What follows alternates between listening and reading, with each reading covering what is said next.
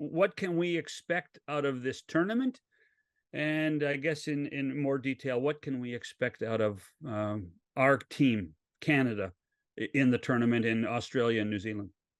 Well, I'm excited for this tournament, mostly because it's expanding to 32 teams. So we're seeing it make the jump from 24 to 32. So we have more teams competing. 8 countries are making their debuts. And oftentimes when you're debuting, there isn't much expected of you, although there seems to be some expectation when it comes to Ireland, who happen to be in Canada's group. Nobody's really taking them lightly, that's for sure. So it's pretty exciting because what can the field produce when you have more teams, right? Could you have more dark horses? Could you have more Cinderella stories? So I think that's pretty exciting. But I mean, who are we kidding here, John? At the end of the day, the Americans are still the favorites. So I think there's the expectation that they're going to do something we've never seen, whether it's the men's or women's competition. That's a 3rd straight title. So there's still the belief that the Americans are the strongest. England coming in as the other strongest. They're the reigning European champions. So there's still a lot of eyeballs on them. And then as far as the Canadians, it's an interesting one because we keep saying that they're the Olympic champs, and they are, and they have a ton of returning players, with the exception of one in particular who was huge in Tokyo, and that's Steph Labe, right? The Minister of Defense. She's out. They are the Olympic champions. I know that was a couple years ago, and I know it's a completely different tournament, but the expectation for Canada, as we just get this conversation started, is to make it out of the group. Where it does get dicey is in that round of 16, because they could face England if they don't finish first. And that's also working under the assumption England finishes first in their group. But, there's still a lot of expectations for Canada to at least make the quarterfinals. And within the camp, obviously themselves, they feel like they've been disrespected. They feel like people don't take that Olympic gold very seriously. And it makes them a threat here. So they're out to prove that they can, in fact, win it all. Andy, I'm glad you mentioned the draw. By the way, John and Andy, I should just let you know that as the resident American here, we'll see you in the finals. And this is your prediction right now? Oh, yeah. I'll pat you guys on the head for the nice quarterfinal appearance. So in terms of, it's interesting, Andy, in terms of, because my place, The Athletic, has done, loads of stuff on this tournament.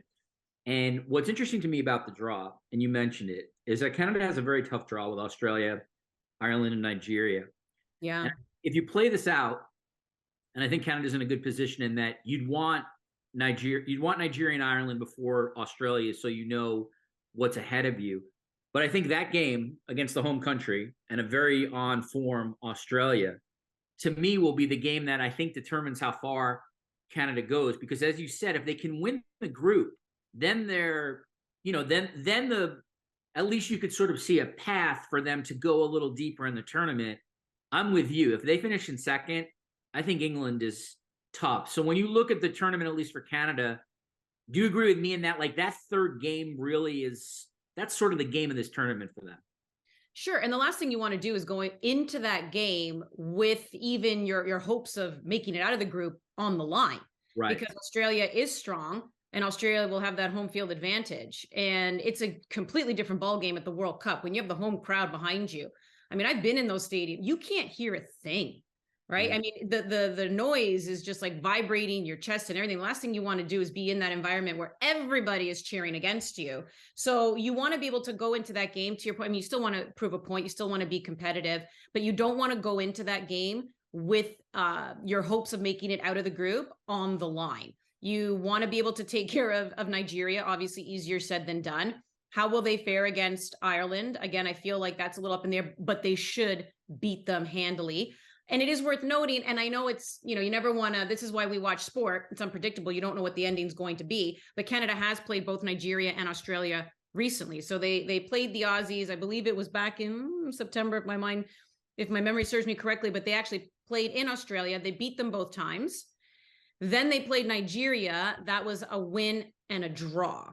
So positive results when you think about it.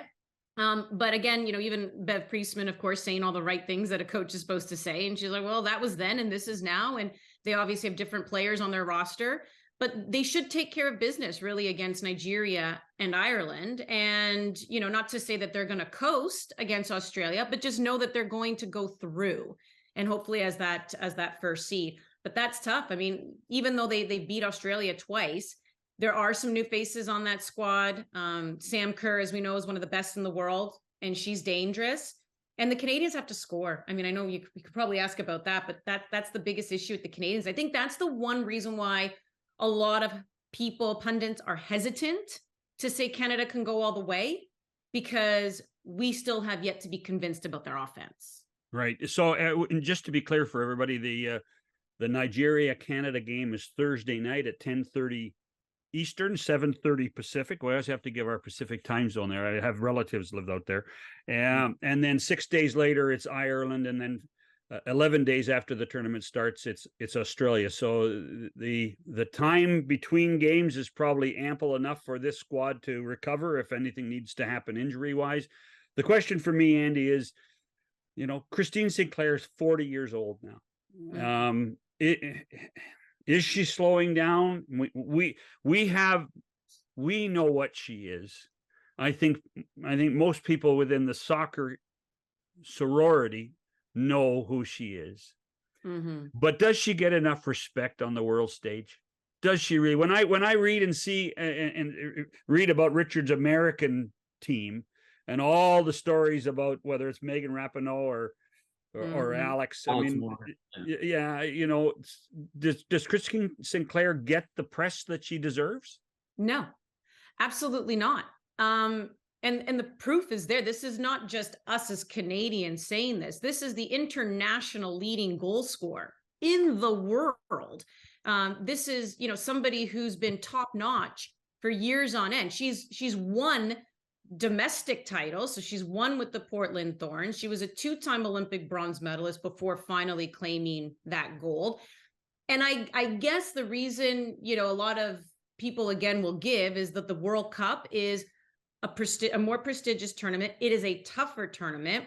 The easiest way to describe, what's the difference between World Cup and Olympics? World Cup is more of a marathon. Olympics is a sprint. Not to say that it's any easier, but you do have more teams that you have to take care of business against at the World Cup. But of course not. She's never even won, the FIFA Best Player of the Year, being this international goal scorer. The Ballon d'Or for the women started being handed out, in 2018. She's never even been shortlisted for that. And also, case in point, Megan Rapinoe, who's one of the most well-respected players in the world, somebody had put out, this was a couple years ago, somebody had put out, is there somebody in the soccer world, and I'm paraphrasing here, I can't remember the exact verbiage, but it was like somewhere along the lines of, someone who hasn't won the Ballon d'Or, who you feel has, basically been disrespected. And she tweeted out Christine Sinclair. She's the one who said it. And she's like, now I'm going to go wash my mouth out with soap, obviously, because we know the rivalry there between Canada and USA. But she just came out and said it. She's like the most disrespected player to have never even, never mind, win it. She's never been shortlisted. She even said, a rival even said, Christine Sinclair has been disrespected. So yeah, of course she has been. And it's, and I don't know why, John. I do think it's easy to say. Typically Canadian, right? We're typically Canadian. Maybe she's Canadian. I know the NWSL has been around for a long time, but there also does seem to be a little bit more prestige as well, like with the WSL. A lot of people who vote are European, so they do tend to give more credence to the European leagues. Like I said, the World Cup is also seen as a bigger deal than the Olympics. Maybe that's why. I really don't know. Maybe, Christine Sinclair, she's an introvert.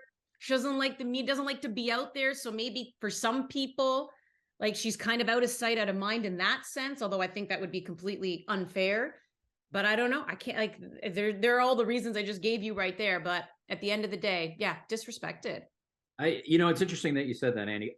First of all, I agree with you. I think on the world stage, you should be thinking of her in the same terms as Marta, as Alex Morgan, as Mia Hamm. Name whatever all-time great women's player she should be on that short list. In my opinion, and again, it's just my perspective, having lived, most of my life in the States, and I'm part of the age where I grew up and saw that '99 team in the U.S., which helped women's soccer explode.